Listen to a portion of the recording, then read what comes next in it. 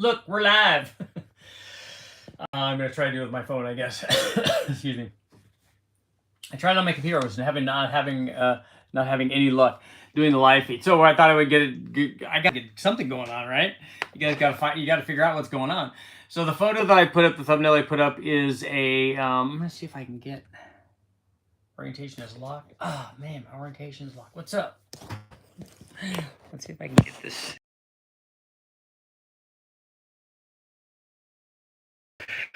Maybe a little.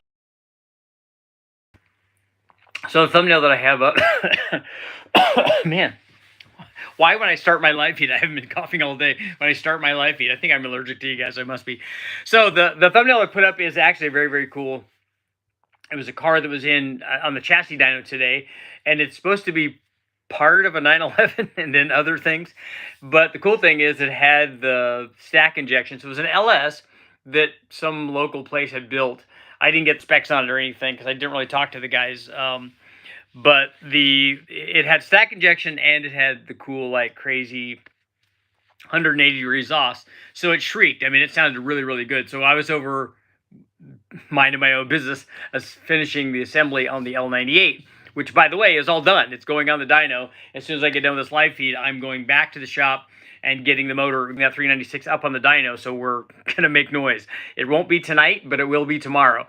I should get everything prepped and hopefully get it all, get all of the oil in and get all the pre-lube going and stuff, get it primed, and then get it ready to run tomorrow. I've taken all the, it has a dual spring setup on it. I've taken the inner springs out so that we could help, give this break in for the flat tappet cam, give it a chance to live and stay alive. We're putting obviously a high zinc break-in oil in, a zinc additive, and then I have some Moly-based assembly lube both on the cam and on the crank. I mean, the cam, the crank could be bad, but on the cam and on the bottom of the lifters. The crank has assembly lube too. Normally, I just put oil in there since it's going to be run right away. But I did assembly lube on this one. But it is a several day, like, everything's ready in machine. I'll just put it together and throw it together really fast. But it was not that at all. But shout out and thanks to all the guys who helped. Mark Sanchez had been running around always when I come down here. That's why I come down here. It's one of the reasons, because he's a good guy and he always helps me out with all these parts. He takes it as a personal challenge. It's like, hey, look, I spent this money on Napa and it's way too much. He's like, I'll get a much better deal for you. So it's awesome. So thanks, Mark. And he got me. He's got a buddy that has big block stuff. So he loaned me some of the cool the valve covers that you see there. The shiny. Well, you can't see them because I didn't post that picture yet, but you will. Shiny not aluminum, chrome plated valve covers, which is kind of what that motor would have come with. So it looks like it belongs there, and it's the right thing for an L78. So I've got that all together. Everything's ready. The only thing I don't have in it is the distributor, and the reason the distributor's not in there is only because I'm going to prime the oiling system anyways once we get the oil and filter in there. I also, because this is an early 67 block, I had to do the canister to spin-on filter conversion, so we did that. So got my fingers crossed. First one of those that I've done. I've not run one of these earlier blocks. But Rick from Westech, and a good shout out to him too. He came to the rescue because the block that I got did not have the canister like bypass section, and so I didn't have that, and it was naturally the last thing that I have before the motor's complete and ready to go on the dyno. But he had one from a small block that he had from way back in the day, and so I was able to put that in there and put the adapter on there, and hopefully it's kind of all ready to go. So I got all the lash done, just all the normal assembly stuff. You have to position all of this one had adjustable guide plates on it. Otherwise it would have just been a bolt down kind of thing. But excuse me, it's been a lot of hours. Adjustable guide plates so that we can get the rocker arms lined up correctly on and then checking the push rod length, and then make sure that you put the thread sealer on the rocker studs that go into intake ports, and it's just all the stuff. But I'm glad, and it's finally should hopefully be ready, and so I'll be I'll be very nervous until we start it up and get it running. And I'm hoping that I didn't seal the motor all up totally the way that I would on a motor that's going to stay together forever, because this has the comp cam in it. So we know that we're going to swap in the stock cam, and I did get some stock rockers. So right now it has some Magnum roller tip rockers. So we'll be doing some comparisons with that. Also, the gentleman that supplied the stock rockers and the valve covers, he also had a set of stock exhaust manifolds, so we could compare the stock exhaust manifolds to it. Rick from Westech also has a 3310 780 vacuum secondary carburetor, so we might be able to run that. He doesn't remember what kind of condition it is or what it came off of it, so that's another possibility. So there's lots of cool stuff. I'm also going to try to run the 81, and also I probably won't get to the Dodge. I'm going to try to run the 81 and redo the Chupacabra and Truck Norris cam test, so we'll redo that and see how close all those cams are. My guess is that they're going to be pretty close. I just kind of want to see what the difference is going to be for power when they're all running the same oil pressure, because that's probably ran into the previous video. But on this, the car sounded really cool. So while I was over there working on the iron-headed L78, Ish was over there tuning and making, and Eric also. We're over there tuning and making runs on this thing, so it sounded really cool. So I had to walk over there. So whoever owns this, I think, so I made a post on Instagram, and somebody told me who the guys are that own that. So shout out to them. I should have come over and introduced you, but I just went over there, took a video really quick, and went back and did more engine assembly stuff. Because the problem is that if I'm going through and adjusting the valves and I walk away, I'll forget where I am. I got to go back through. Or if I'm torquing the rocker studs and I forget which one I'm on, I got to go through, and it's just it makes the thing much more time consuming. And a lot of times for these things, finding the parts that I needed to get everything together, because it's a big list of stuff when you have nothing and you're starting off and you need to put together a complete motor. There's lots of things that are not there. So luckily having Westech there, and we had to do a few things to make it work, but it should be, like I said, fingers crossed, it's all together. And when I leave here, I'll go back to the shop and then put that motor up, and should get it all prepped for tomorrow, so we can run it and break it in with the single springs, and then I'll have to take it back apart and do another spring swap. Put the other inner springs in, not a big deal, and then set the lash again. While we're doing that, it gives us a chance to check the lash, make sure that the cam's not going flat all. So that's all good stuff. And then put it together and see if we can make some power. Right now it has the comp cam in it, and I think I have. I won't be able to see it because it's on my other phone. I don't know if I took let me see if I took a picture of this one. Let's see. No, I did not on this one. I remember it as a 514 cam, so we'll see. And then, so right now it has a non-stock camshaft and technically non-stock rockers. Right now it also has a Brawler carburetor on it, so it doesn't have the 780 on it. I don't know. I'm going to run the stuff that we know works before we try the 780. The 780 might work, but it might not. So we're going to make sure the motor gets broken in and runs and does all the stuff that it's supposed to the way that it is. We'll run headers on it and everything, and then we'll likely detune it from there. So I'm excited about that. I've got the 8.1. My buddy Andy, I loaned him my Dart manifold. He's bringing over a spring package for me, so we can. And if you guys go to my Instagram, go to Richard Holdner on Instagram, you can hear that thing run. So there's a video that I posted, a short clip, a reel, and so you can hear that thing making noise if you go to my Instagram. So if you don't follow me on Instagram, you need to, for that reason, so that you can go check it out. It might also appear on Facebook. So I think it shares. So take a look. It's probably on Facebook as well. It's wah, it's pretty loud, pretty shrieky. thumbnail is a small pic that comes up in the feed. Yeah, the thumbnail is the one that's at the beginning that you take a look at. But again, go check out Facebook for Richard Holdner, and go check out Instagram for Richard Holdner. If you want to hear the thing, if you want to hear the thing go, it goes. And I don't know why with my laptop, but I wasn't able to go online. It was not allowing me to do a live feed. I tried 3 times, and after that, I'm like, it's not working. So that's obviously not going to happen. Plugging that thing in. See where it's going. The other thing that was cool today is we got to run the shrieky rear engine 180-degree headered LS thing, which was very, very cool. I didn't get to. I just got to take pictures of it, but Ish was tuning that.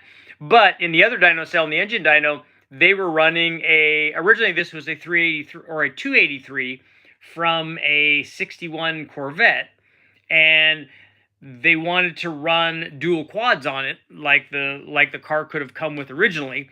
And then instead of keeping it on a 283, he built a stroker 283. I guess technically board and stroked 283 because it was a 350. They stepped up in displacement. It has a pretty good sized cam in it. They use the trick flow double hump aluminum heads. Let me see if I can bring up a. Oh no, I was gonna see if I could do a poll on here, but I don't think I can. Let's see.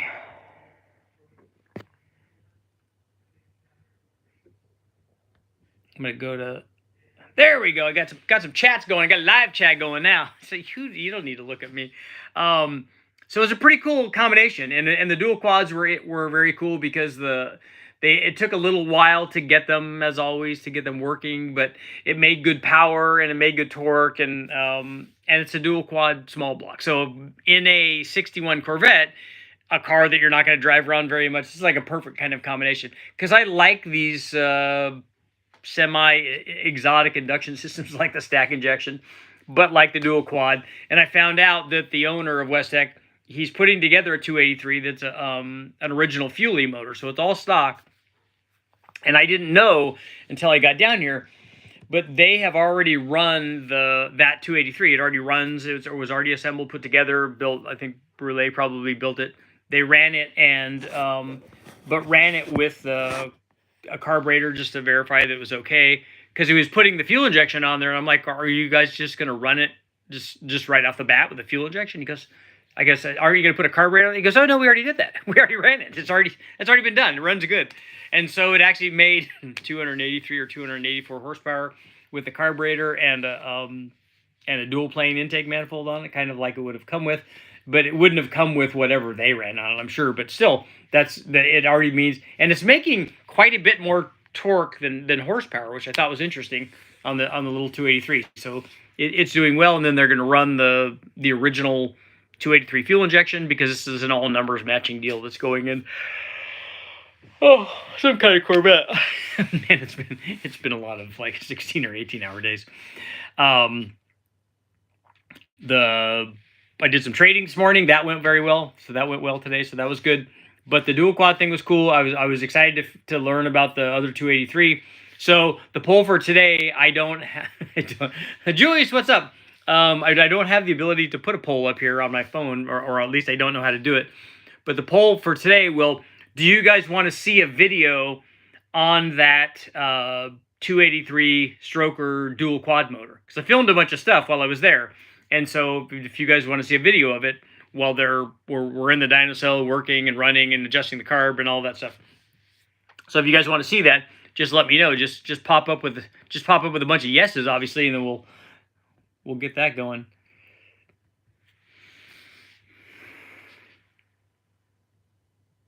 I don't know whose injection that was. I don't know whose that was. I think it was Borla or somebody, Kinsler. I don't know. I didn't look at it. I mean, I'll have to look at one of the photos and see if I have it. But it's pretty cool, and it did sound nice. And they were they had a unisync, and they were syncing all the holes to make sure that they were right, and they were all opening the same. And then, you know, they did some tuning on the chassis dyno stuff. It was very, very cool. The thing sounded amazing. Everybody came over to look at it because it's so low slung, and, you know, it's not your typical kind of car, but it looked really good. Like I said, we got to hear the dual quad small block, and then I spent all of my time just like kind of face down in my big block. Now, and these are important things. I don't know why. It's been a while since I had an iron-headed big block on a tripod engine stand from like Harbor Freight, and I forgot if when you first put the block on, you need to position the block so that the so that the center of mass in the motor, after you put the heads on and stuff, so that it'll still spin nicely. I have it, you know, when you flip it upside down, it's like heavily weighted to that side. So now, because it's almost where the yoke goes through, that's almost kind of centered in the crankshaft, and that's a terrible position because all the weight's on one side. So getting it to rotate is problematic. So because I had to, you know, when you're putting I had to put the, you know, as part of any build assembly deal, I had to put the oil pump assembly on, and you have to I had to put the pickup in the pump, so you've got to hammer that in, and then you have to orient the pickup correctly. You had to put the pan on. We used clay to measure the distance between the pickup and the bottom of the pan, and then I took it over and I tack welded the pickup in place so that all that would be there and not ever fall off. Yeah, Ricky, that's right. I went over. I'm like, you know, I could try to do this. I could get a big bar, and I could do it. I always think about it. What would I do if I was there by myself? And then I just do that, and I make it happen. You just get a giant pry bar and make it work. But I'm like, you know, I'm not doing that. So I walked over and I grabbed Troy. Let's you and I like manhandle this thing and wrestle this thing over. And we were, but it was, you know, it's heavy when it's offset like that. I'm pretty sure I couldn't pick that big block up by myself. I think those days are behind me. I don't think I had days like that anyways. But the motor looks good. Chrome valve covers, aluminum intake mount. It even has some kind of hokey kind of chrome damper on it, balancer on it. I don't know why. I think Westech probably gave me that. I think he did. And probably something he had laying around. Well, I probably will replace that. There are a few things that I'm going to change when the motor goes together permanently. But let's find out, you know, first how much power it makes, and then we can talk about all of the things we want to change. I think that pretty sure the Magnum rockers, the roll chip rockers that I'm running on it are 172s. So it'll be interesting to see if they have any power. Right now, I've got the lash set at about 20 to 22. And then hopefully it will, you know, all that will work. It should work at least for a break-in. And then we might do lash loops on it and stuff. And we'll put an MSD distributor on it. It'll be an MSD billet. It won't be a dual points because I don't have a dual points. Might try to locate one. I asked Joe from MSD, who was here the other day. So shout out to Joe. Good to see you, man. I said, does MSD make points distributors? He's like, oh no, electronic. I'm like, yeah, I know. I thought maybe you guys also had those. So, no, I kind of would like to run a points distributor, just to verify that it does the same thing as the. I know. You see my knee? You can see if you look at it just right. You can see the. You can see my big scar that I got there. That one of them was from pole vaulting. I caught it with I had the track spikes on, and I caught that with my track spike. This one, I'm gonna tell people it's a shark bite. It's probably not, though. That's probably not it. Don't run points, is not worth it. I do want to run points. I just want to run points just because that's what the motor would have originally come with. I just want to show them that does it do anything or does it not do anything. I just kind of want to see that. You know, it's all just interesting testing. We know that there's better stuff, but I'd be curious to see what it does. See if it makes the same power. Richard, you don't like the HEI distributors? I do like the HEI distributors. If I was running this in a car, that's probably what it would get. It would get a modified one because I would make sure that it didn't have 50 degrees of centrifugal advance, but it'd get a modified version. But the HEI stuff really that would be more my go-to wrecking yard kind of distributor for any kind of small block or big block.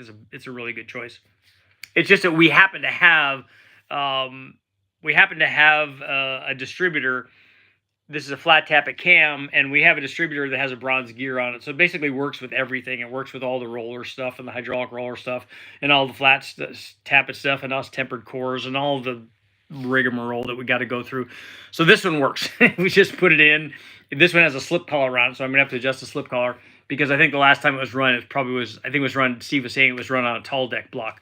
So we'll have to put it in and adjust that, but that's very, very simple. So we'll put that in. It'll be a lock distributor.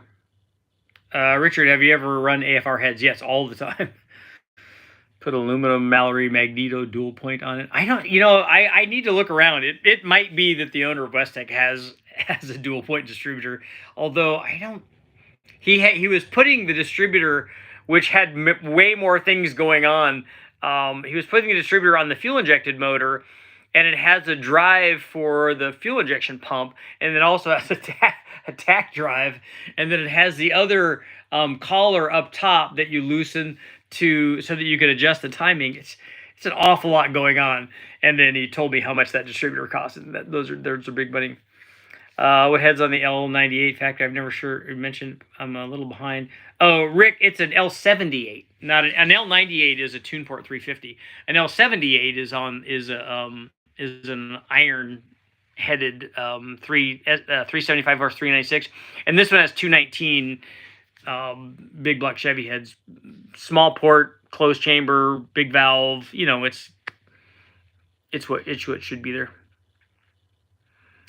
Oh, Julius, when I go to Florida, definitely airboat is on the thing. We're already talking about that. I got to get a ride in an airboat, and I got to dive off and wrestle an alligator, rub its belly. Would 2.5-inch mufflers hurt power on an LS3? Is it a cammed LS3? I don't think when we put the 2.5-inch exhaust compared to the 3-inch, it was down about 10 or 12 horsepower. Does anybody know how much a stick of Mallory costs? I know it's not cheap. My 402 didn't like flat tappet. Started with sealed power. How do you compare airflow to trick flow? They both have good ones. I haven't done the K24 Big Bang yet. I'm going to do Python hunting, definitely. Granddaddy, I want to... the car scene would be cool, too. I'd like to go see the Boosted Boys, but I want to... but snakes are going to be the priority thing when I go there. Josh, say hi to your wife. I'm the reason you have a bottom 9-second card. That's pretty quick, man. You got to tell us about it. You got to tell us what you're running, what your combo is. Shout out to Josh and his wife.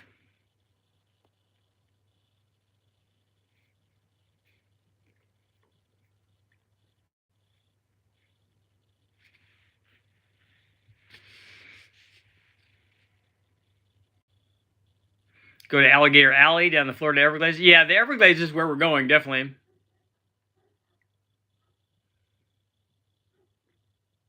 Kobe, you have a 2006 liter and a Chopacabra cam and a turbo. That sounds like a good combination, unless you're trying to go for 1 million horsepower and lots of RPM. But otherwise, that cam, for something that's 1,000 horsepower or less, that cam work actually pretty good.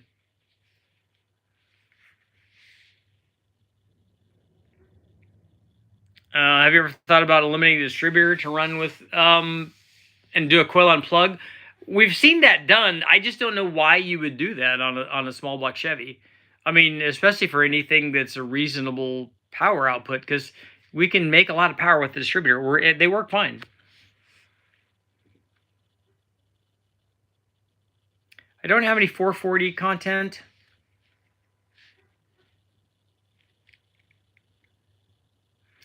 Lots of fan boats with Cadillac motors.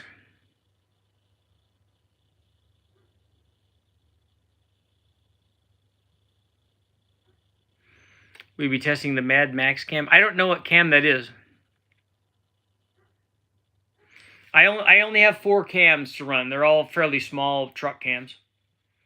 They're like the Truck Norris cam and the Chupacabra. And then I have one from Little Hot Rod or something like that from Cam Motion, and then one from Summit. The ECU that I run is a Holly.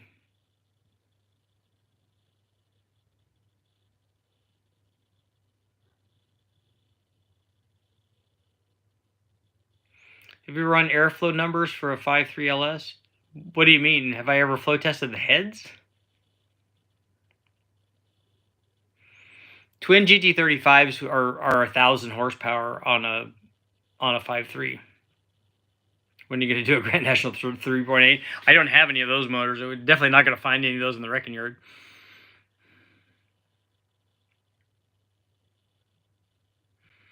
Definitely not going to run across any GNs. Only GTPs.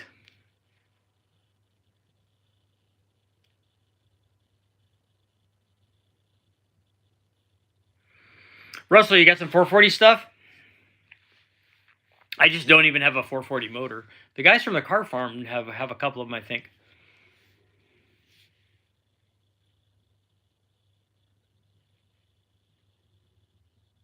Fast TV, you gonna stop by and say hi to the Boosted Boys? I just like to meet them. They do cool stuff. Nick's Garage has got some good stuff. Just trying to get my feet oriented here. I know I'm excited about the motor being done. It took a long time. Haltech is good stuff. It's and so is Motec, but it's expensive.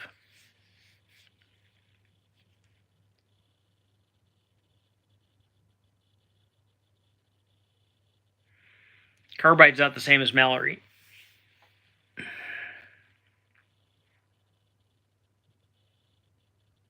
Mallory's tungsten, right?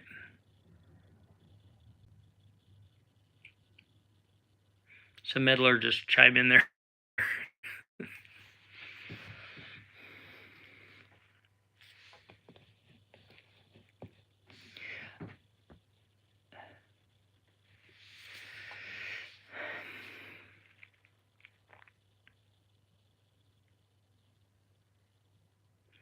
Motec is next level. Yep, carbide's cutting material. Mallory is super dense. Mallory. Do you have any experience with the Grady Profect boost controller? I think we used them. Might have used that on the NSX way back.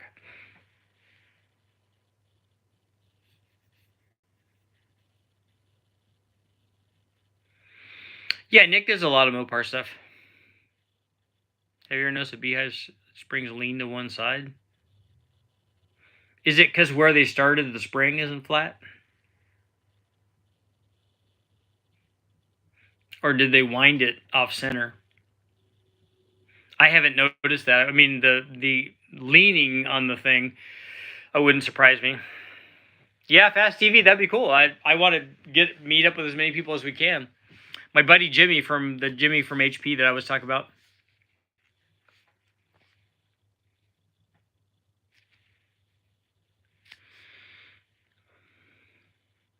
He's gonna venture out in the sticks with me.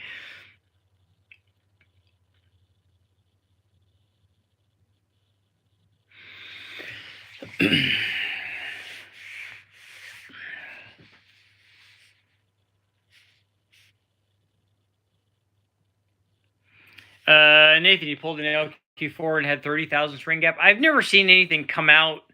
I've never had anything from the wrecking yard have that kind of ring gap.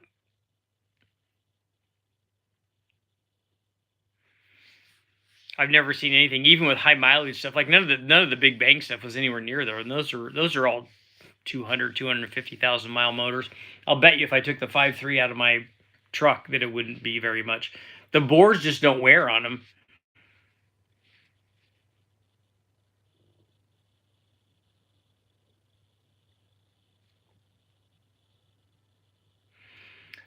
Madmod, I think that the 2V 351 and 400M heads are the same as a 2V Cleveland.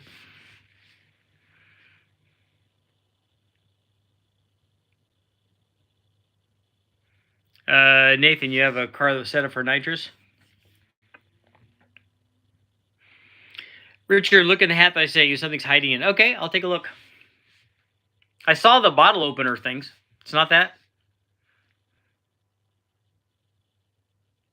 Yeah, buying tungsten for balance stuff is it's like buying gold.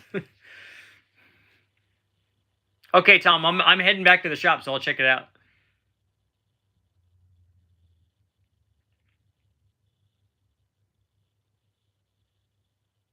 CK, I haven't done the Pontiac Sprint. I mean, there's only one that's the Sprint motor, really, but that overhead cam Pontiac one. I talked to Liv about using hers, but I really can't do any more motors right now.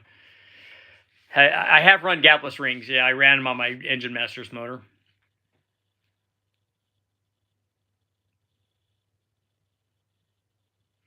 Stroker 440. I'd like to do a Stroker 440. I have some stuff to put on a 440. I think it's going to go to the guys at the car farm. How much gap do you think my 5.3 with 549,000 miles on it? Probably not very much. It might surprise you. Might be in the teens. Might be 20.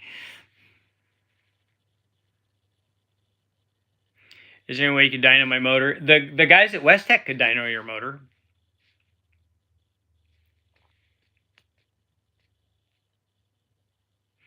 Vern, yeah, I'm not familiar with what you're talking about. I have to see it to see what you're talking about, and then I'd have to set some up out here to see if it does the same thing.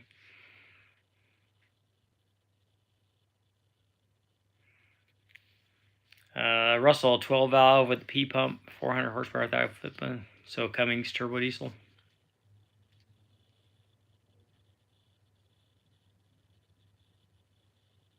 I wish these things would stay on longer. It's hard for me to read all of them, especially when a few of them come in right in a row.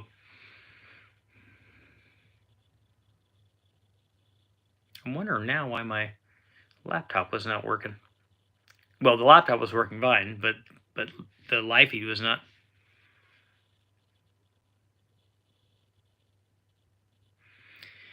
Have you ever heard any sprint racing where they use little ones with Z-Tech motors in them? I don't think I have. Bob, you have a points distributor? I haven't done anything on an AMC. Yeah, the sprint motor. I haven't run one of those. I would like to. It was on my list. It's on my wish list.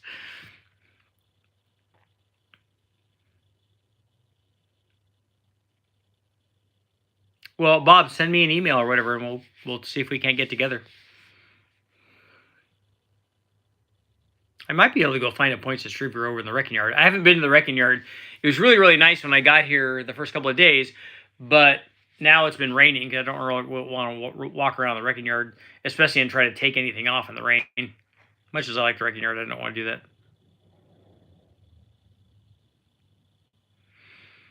The email address is killerb16@AOL. It's KILLER, B as in boy, E as in Edward, the number 1, the number 6 at AOL.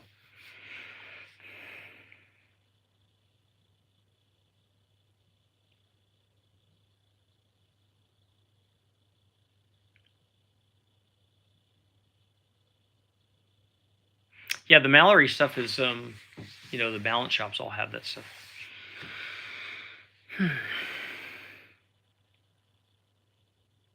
How long do you think the GT45 will last? Mine's lasted years and years and years, so all I can do is go by that. I don't drive it every day, so can't tell you. A dual point distributor. I won't run a dual point because it didn't come from the factory.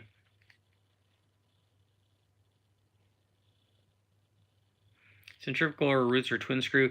I've shown you. I have a video up on a modular Ford. It's a 4-valve, but it shows you what the different boost curves look like. So you get to pick the one that you want, whatever you think is going to be most useful for whatever you're doing. The good thing is that you're wanting to add boost. because it's going to be a big change from NA, and there's no bad one. They just do different things, but they both do good things, good different things. I loved my Vortec Mustang.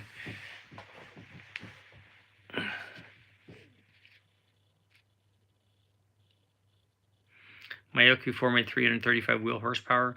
What injectors were those? The thumbnail photo is a car that they ran at Westech today.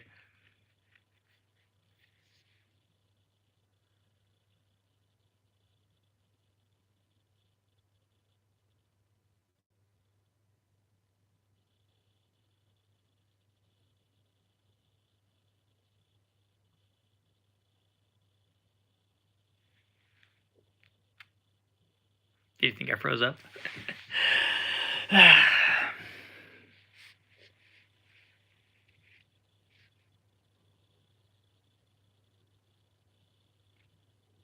Yeah, the thumbnail is pretty cool looking. That's why I took a picture. I knew everybody would appreciate it. With a 6.2 crankshaft and a 4... Could you put a 6.2 crankshaft in a 4.8? Yeah, that's just called a 5.3.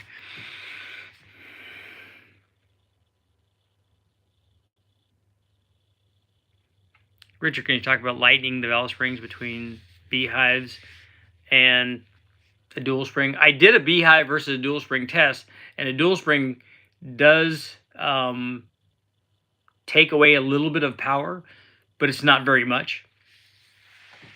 I don't know that the spring weight is going to affect like RPM potential.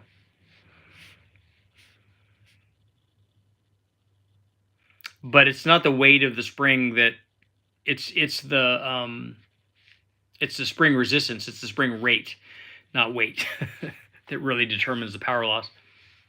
How often do you go live? I go every day. Every night, usually at 7, and then I also have been doing a morning one sometimes. But now that I'm down here dynoing, it's hard to do that, especially if my computer's not working, or if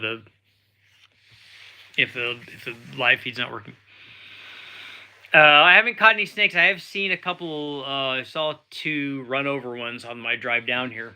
I just don't have time right now to go out. They're out. They're already out. There's no doubt about that. It's the weather's nice enough, and if it's sunny out, you can go find snakes.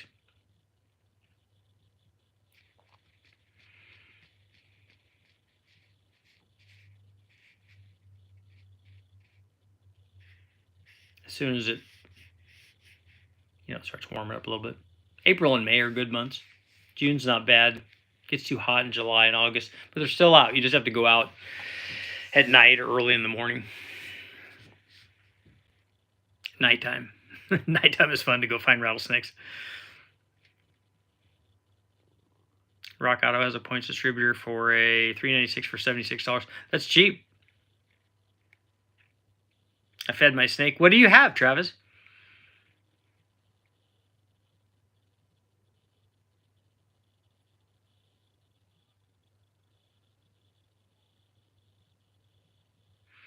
How consistent can a turbo combination be?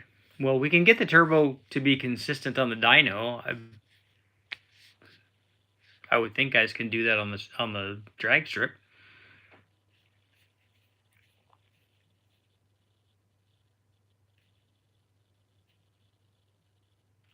Oh, Gary, your project's on hold. Talk about valve lash caps.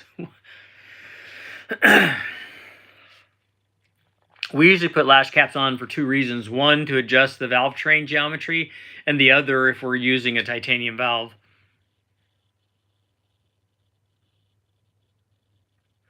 Oh, CK, yeah, the scorpions do glow at night, and I think that they appear in black light, right?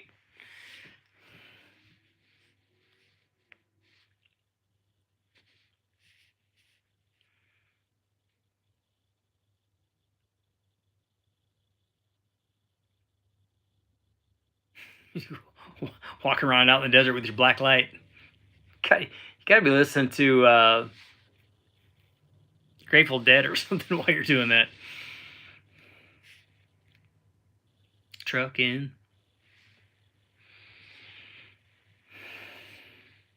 Oh, you got a gopher snake? Caught him 12 inches long. It's like 2.5 years old now. Nice. I like gopher snakes. Every one I've caught has been really nice. Sometimes they're a little feisty to begin with because they don't, especially if it's warm outside. But then they just calm right down. They're great. Gopher snakes and king snakes. King snakes are the ones because we catch more gopher snakes than we do king snakes. A lot more. We don't see very many. Ultraviolet light. Got lots of them. Yeah, I catch lots of gopher snakes. Probably the second most snake that I catch. More rattlesnakes than anything. Gopher snakes next, probably. Ringneck snakes, we catch quite a few of those. Garter snakes, some sharp tails. King snakes, I only catch 3 or 4 of those a year usually. Those are the ones I want to find. Because, California king of Cali.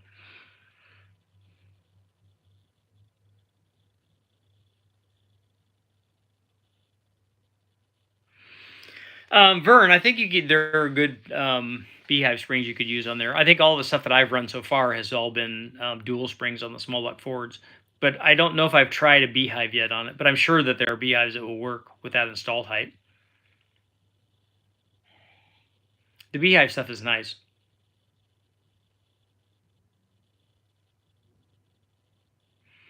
King snakes you find that king snakes are scared. Gopher snakes are fearless. Gopher snakes they will have attitude. The king snakes are a lot tamer. Although I have, obviously they have attitude with rattlesnakes and other snakes. They don't just eat rattlesnakes.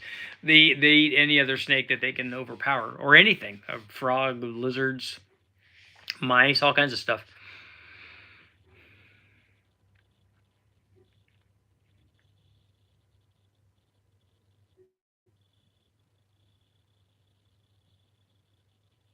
Nathan, no, a 30-pound injector will support a lot of power.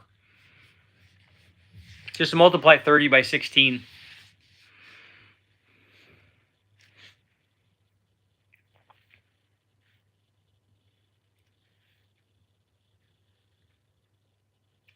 What's 3 times 16? 48?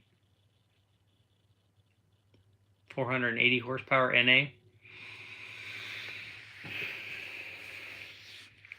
380 at the tire, let's say. So I don't think you're there yet. And I think your brake specific probably could be better than a 0.5 too. The LS motors usually are. And the injector won't be limiting your power output unless you run out of injector, unless you have it at 100% duty cycle and the thing starts to go lean. That's how you'll know you don't have enough injector or enough fuel pump.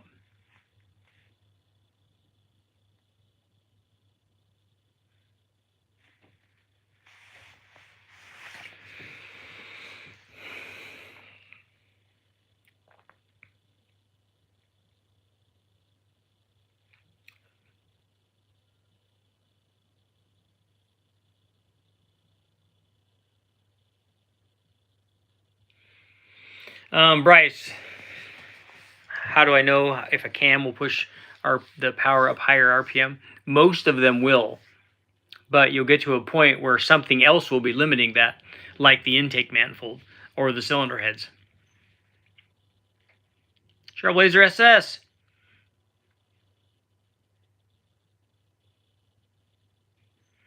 Ooh, Julius, an eastern brown snake? You don't want to be playing with that. Do you ever run 108% duty cycle? I've seen that. I don't know whether it is or not, but we've seen over 100%.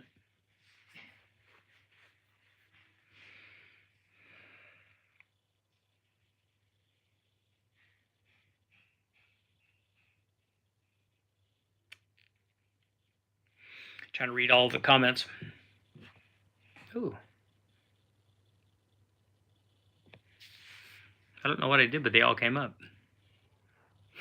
All hail the mighty LS4 intake.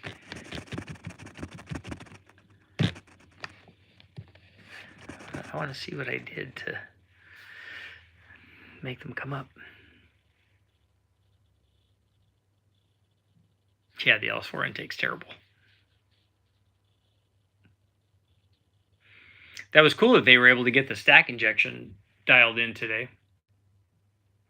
The car reminded me of those little cars, those little exoskeleton cage cars that they had in one of the Fast and Furious movies that could drive underneath the other cars.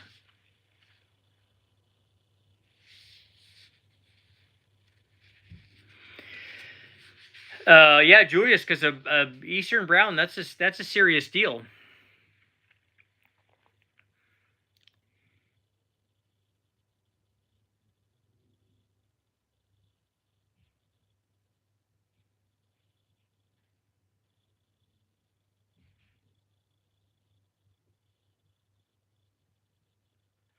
$1,500 cc injectors. What can be my duty cycle percentage?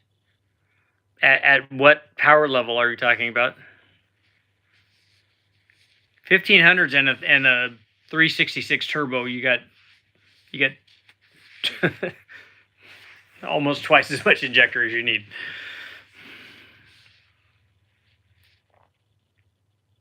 Unless you have two of them. Two of them would be good.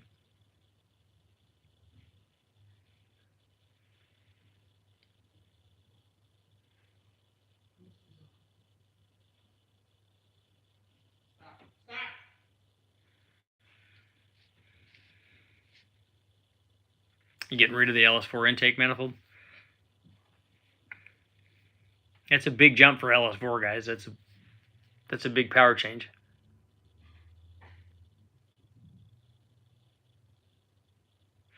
Yeah, Nathan, if you have 120-pound injectors and you have enough fuel pump, and hopefully you're running E85 with that turbo. How much power is a Trailblazer SS worth over an LS4? I'd be surprised if it's not 30 or 40.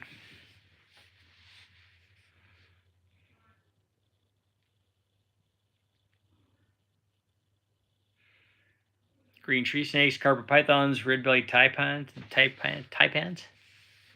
Those are also venomous.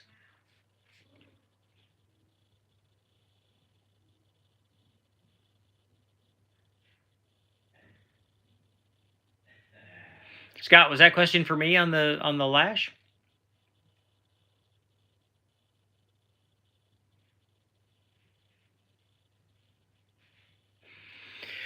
Thinking man, I have seen the shot for rattlesnake stuff.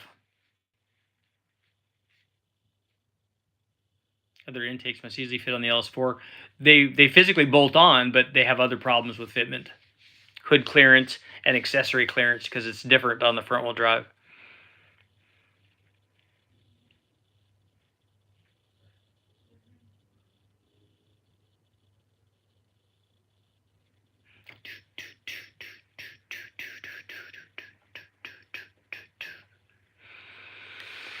See, I'm getting snake news from around the world.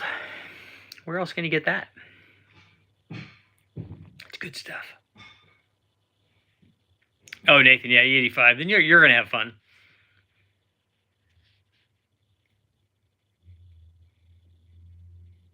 E85 is it's really nice on boosted stuff.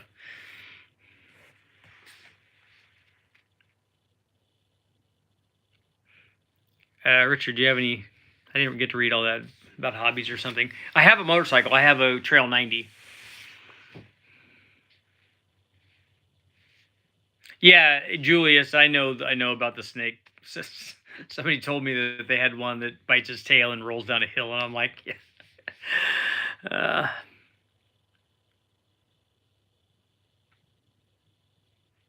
Yeah, thinking man, I used to take both of my golden retrievers up to our ranch all the time. Would take them out once or twice a week to go look for snakes, and they would run around and be dogs.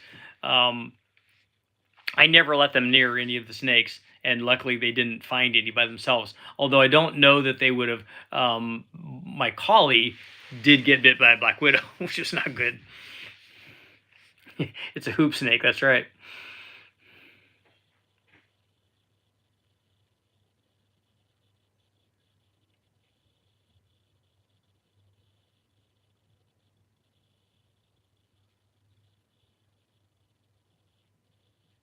Yeah, M1's a little bit more involved.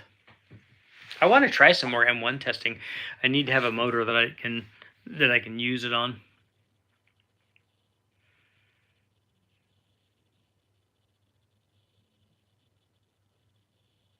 So how did our poll go? I didn't get to see all of the...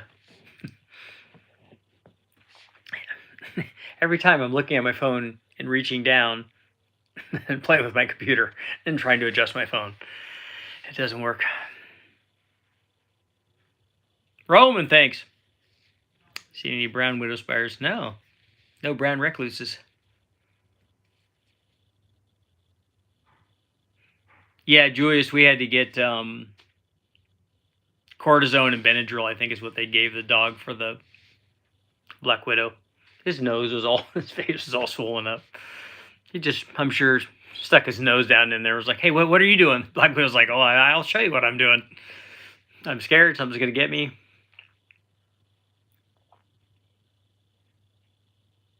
It was a resounding yes. That's what I like to hear. And got a couple minutes left. So get those questions in.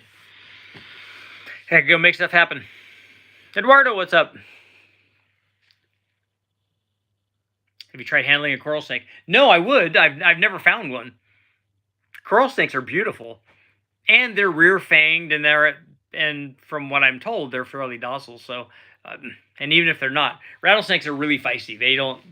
The ones that I've held have not wanted to be held. So a coral snake would be no problem.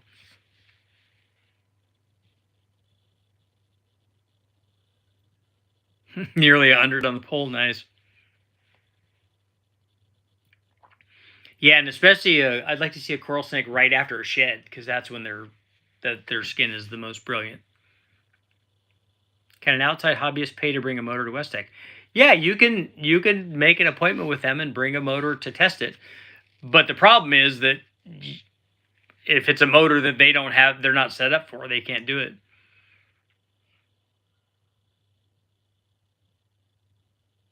That's weird, Joyce. I didn't know that the funnel webs didn't affect dogs. You have to change the live feed to snake stories. I'd like to do a channel based on snakes. Outdoor Richie.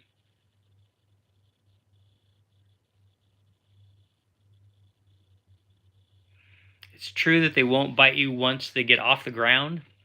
I know that that's not true, because I have been bitten after you pick them up.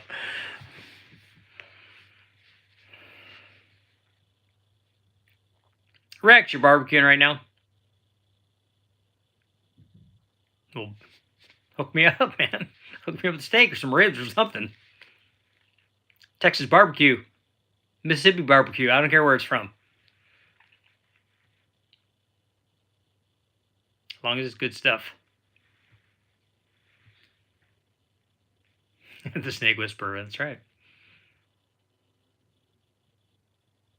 I'm really excited about going to other states, and because after you've caught 100 rattlesnakes, although your heart rate does go way up as soon as you hear the thing rattle, especially if you hear that before you see it. Because when you see the snake, you're like, okay, that's a rattlesnake, and then when you walk up to it, if you disturb it, they usually start to rattle. Sometimes they don't. Sometimes they're like, no, I'm not going to do that.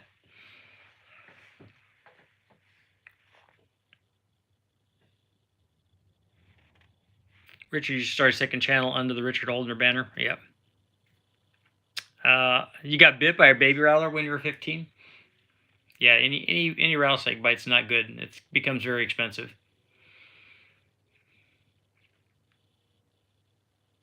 Music noodle.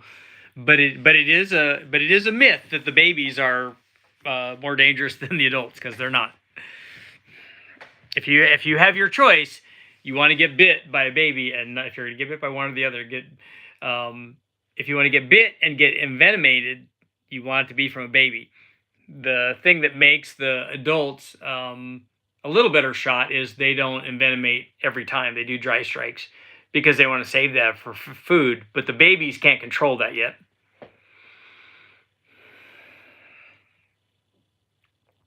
Yeah, Burns, there's rattlesnakes all over the United States.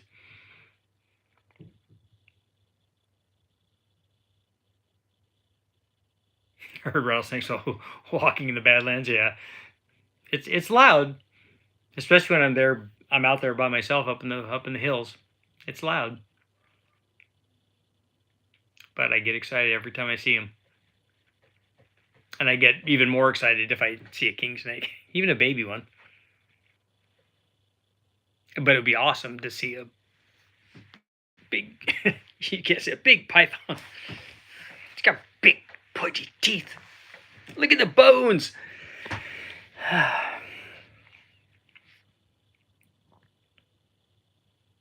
Check out the bones.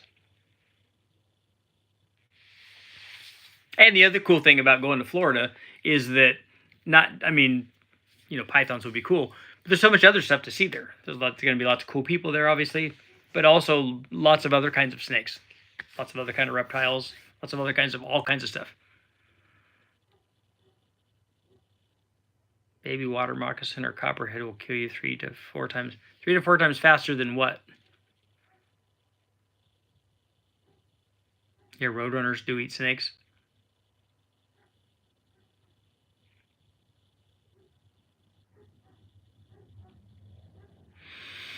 No, I'm not bringing any pythons back. Just these babies. Ringneck snakes at best. I've never found a rattlesnake or any snakes in any of the wrecking yards that I've been to.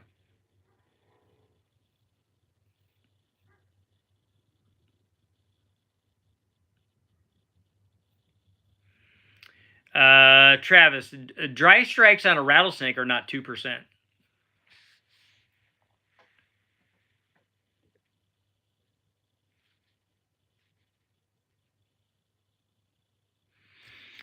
A lot of their defensive stuff are dry strikes.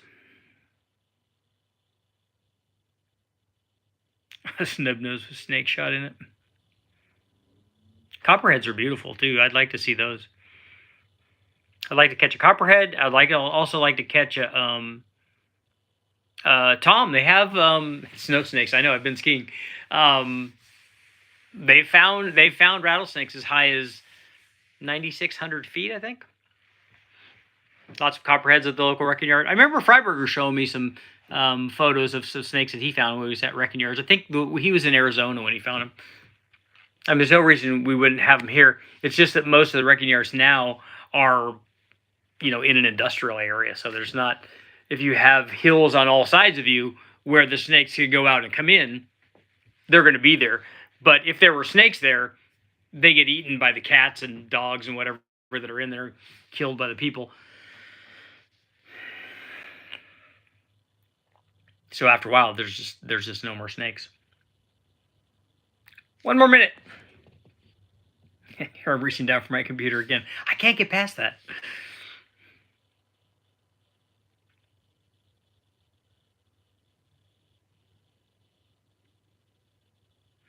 We had an 80s Arizona Camaro. I moved my stuff from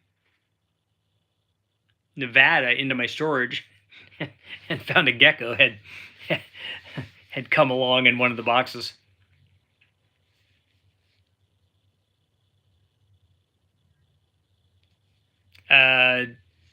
Somebody was asking a question about a rattlesnake bite versus a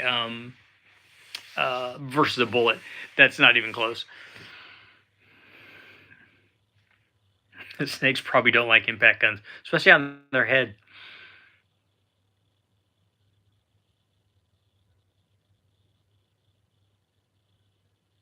Rex, you're in Carson City?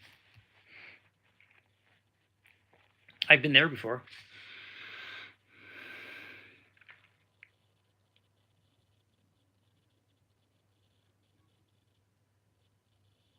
Miko, you only see, what kind of snakes do you have in Finland?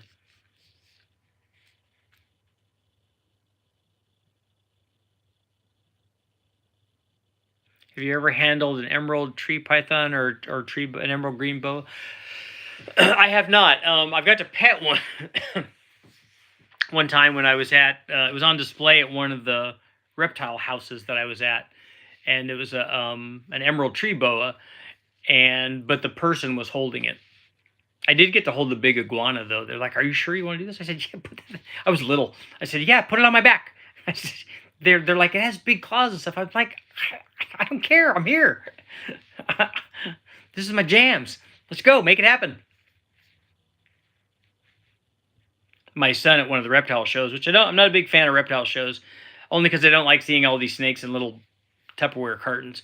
But we had him pose with some sort of big python or boa wrapped around his neck. Only one poisonous snake here in Finland called a KYY. I'll have to look that up and see. That's cool. See, we're learning. We're learning.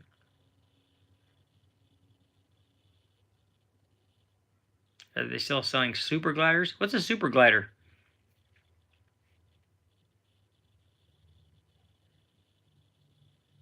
A big bow when you're 9. Yeah, they get big, especially for a little kid.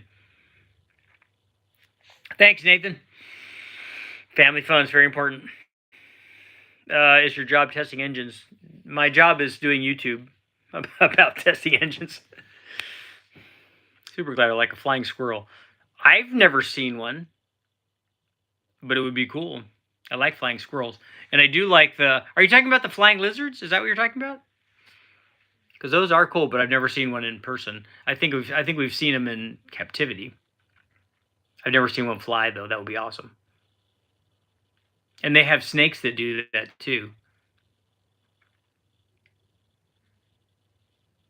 Imagine how scared the people, lizards and snakes flying around at them. That'd be awesome. The marsupial, yeah, I've seen the flying squirrels and stuff, and those are cool. Kai is apparently a viper snake, part of the viper family. It's a good family.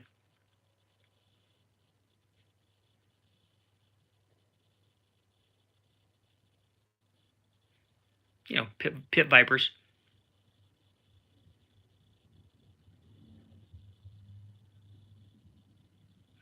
Oh, hot mess. I'll have to check that out. That's cool.